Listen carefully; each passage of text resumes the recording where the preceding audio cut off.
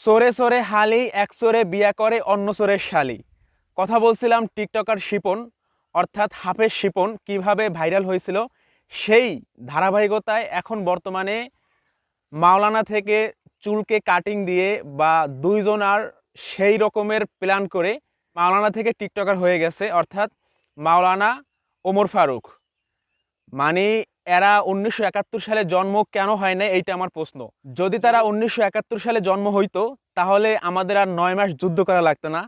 কারণ তাদের যে পরিকল্পনা, ও মাই গড, মেসেঞ্জারে ভয়েসে এত সুন্দর পরিকল্পনা ভাইরাল হওয়ার জন্য, যদি 1971 সালে জন্মগ্রহণ করতো তাহলে আমাদের 9 মাস যুদ্ধ করা লাগতো না, মাত্র 9 দিনে বাংলাদেশ স্বাধীন করতে পারতো।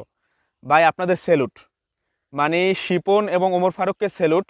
মানে এবং আমি বাংলাদেশের গবেষক যারা আছেন, গবেষণা কেন্দ্রে যারা অবগত আছেন বা চাকরিরত আছেন,